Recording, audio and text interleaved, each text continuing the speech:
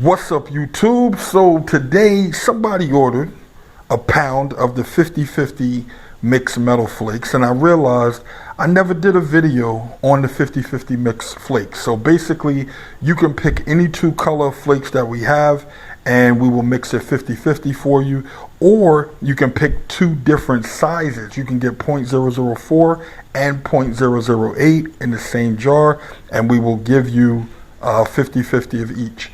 So what he did, he's a Cowboys fan, so he wanted a 50/50 mix of the blue and the silver. That's what it looks like. Woo! So I mixed up a little bit extra just so I can do this video. So what we're going to do is do a spray out. Now, what I wanted to do is give you guys a few tips because I answer a lot of questions about metal flake. I'll probably answer just as many metal flake questions as I answer about pearls. So let me do this video so I could give you guys just a few tips to help understand how to mix and spray metal flake, because people usually are asking me how much do they need, and I'm gonna be honest, the answer is this: it comes down to preference. What look are you going for? Are you going for a metallic look, or are you going for a lowrider look? There's a difference in how much flake you're actually going to need. So recently, Underground Paint King did a video where he shot some of our green flake over a green fender. When you do something like that, it gives you more of a metallic paint look. It came out great. It gives you more of the metallic look as opposed to, let's say, a lowrider look. Right? It will give, like, if you guys have a paint job, standard paint job, he did it actually over a factory, I think it was a Dodge color. So if you guys have like a standard solid color, but you just want to give it that little bit of pop, you can flow coat a metal flake over it and turn that solid paint into a metallic paint job. You can go with the same color, give it just a little something extra. You can change the color and give it a whole different level of pop. Now, for this project, the guy, he said he's a Cowboys fan and he wanted the blue and the silver. That's what he's got here. So what I'm going to do is I'm going to spray this out so you can see. Now, as you see here, we have the liquid diamond base and we have the black mamba base. I'm going to shoot this over both of them because people want to know, does the base coat underneath make a difference for the flake? I will say this: the difference it makes is based on the look you're going for. If you're not going for full coverage, meaning I'm going to cover this whole thing in flake. If you're not going for full coverage, then it does matter because you're still going to be able to see the base coat underneath. So if you're using a similar color flake and you're not going like trying to just really flake it out completely, then yes, the base coat is going to matter. If you're trying to completely cover it, where you really don't want to see anything, or at least mostly get it completely covered, then the base coat won't matter. So again, this all comes down to preference. It comes down to what it is, the look that you're going for. That's why there's really no exact science to how much flake that you use. Now, I'm getting ready to mix up some clear, the Oh My, of course, and then we're going to pour some flake in. Now, you can mix flake into an intercoat clear binder, but you also can mix it in a clear coat. The difference really is that it's easier to correct it if you mix it into a binder than it is to mix into a clear. You guys, let me repeat that. It's easier to correct it if there's a problem, because the clear is going to take a little longer to set up than the base coat binder, than the clear binder will. And there's a chance that with the weight of the flakes, depending on how heavy you go, you might get sags, you might get runs. And then you're going to have to wait a little longer to fix it because the clear binder will flash off like base coat. But the clear, you might have to wait a day, couple of days before you can really get on it. So just keep that in mind. Whatever you use, make sure you top it with enough coats of regular clean clear, like the YAMAHA, of course. Make sure you guys top it with enough clear that you are able to sand it without hitting the flakes.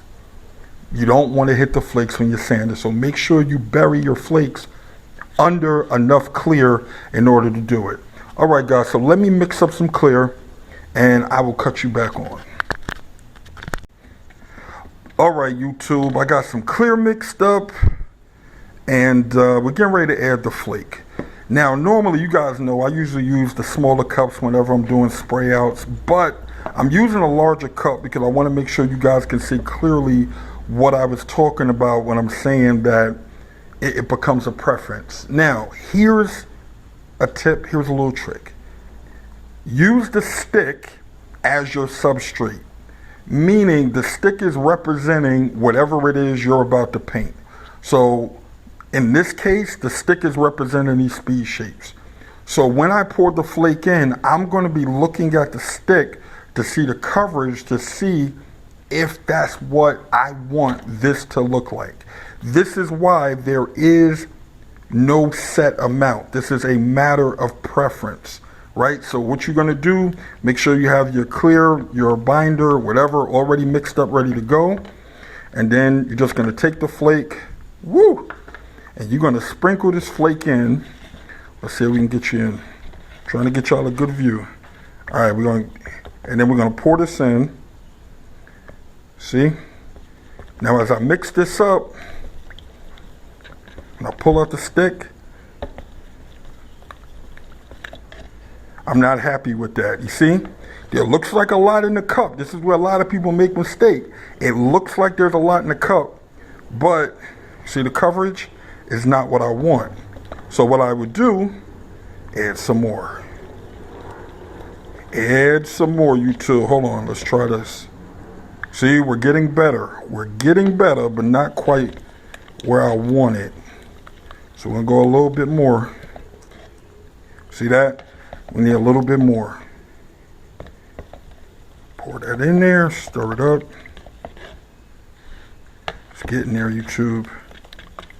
So yes, this is very thick. It's a lot of flake. Make sure when you guys pour this into your gun, you do not have that little filter inside of it. You don't need a filter at all when you're spraying flake. It's just going to get caught up. I like it, but I want a little more. So flakes can be very deceiving. A lot of times people see it in their cup and they think it's enough, and what they end up doing is they end up putting a lot of coats trying to get that coverage, you know. But if you mix it right from the beginning using your stick like that, then you can still get away with about 3 coats and you'll be covered up. Let me put a little more in there. Why not, YouTube? Okay, let's try this. Let's see. Looks good. Look at that. You see that? You see that coverage? That's what we looking for, YouTube. Look at that. That's what I want. So now this shows me that when I spray it out on here, that's how it's going to look. Right? Very little will I be able to see the color underneath. But that's what I'm looking for. But because I'm spraying over silver, spraying over black, you'll be able to see that's going to look good. Now, if I want to go heavier, I could. You can keep putting it in. Now, this is 0.008 flakes. I hope you guys are seeing how beautiful this is. But this is 0.008 flakes, and I'm going to shoot this to a 1.4. Now, it is kind of thick because I do have a lot of flake in here. So there's nothing wrong with stepping up your gun. You can go to a 1.5, 1.7, 1.8. You know, whatever gun you have that throws a lot of material, this is what you want to do. The larger flakes will require a larger nozzle, but you can get away with it. Now, if you guys see, every time I stir it and scoop it, that stick is covered. That's telling me this is the coverage I want. All right, YouTube, so let me load up the gun. Like I said, I'm going to be shooting in a 1.4. And the other thing, once you pour it in your gun, make sure you keep shaking your gun to agitate the flakes. Don't let them settle down because it will clog your gun. So make sure you shake the gun to keep these floating like that. That's how you want to keep it inside your gun. You want to do that and keep the flakes moving, right? Because if you wait too long, they're going to settle down. All right, YouTube, let's load up the gun. Let me put my mask on. But yes, appreciate the stick, YouTube. Appreciate the stick. All right, and on that note, let's get to spraying some flakes. Oh, wait a minute, YouTube. Listen, check my comment section. In the comment section pinned at the top, I am going to pin Underground Paint King's video where he shot the flakes recently. I'm also going to pin more motorsports video as well. He shot some flakes. That's the guy that usually does all the Rust-Oleum paint jobs. He used some holographic flakes recently to do a bed liner, Raptor liner job on his pickup truck. So I am going to link his video as well. I appreciate you guys' support. Also, I do share a lot of videos on my community wall. So make sure you guys check my community posts and support the guys that I'm posting in the comment section at the top. All right, we all appreciate your support. So on that note, let's get to spraying some flakes.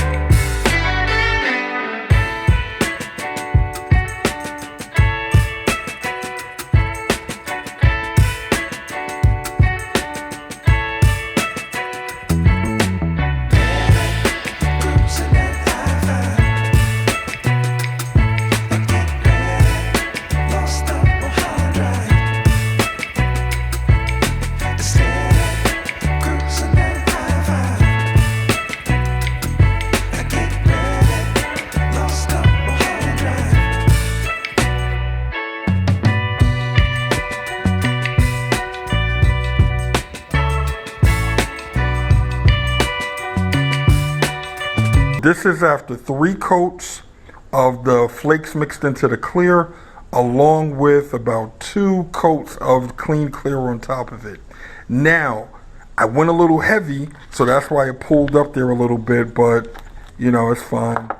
But now you guys can see what I'm talking about. This is the silver and blue metal flake over a silver base coat.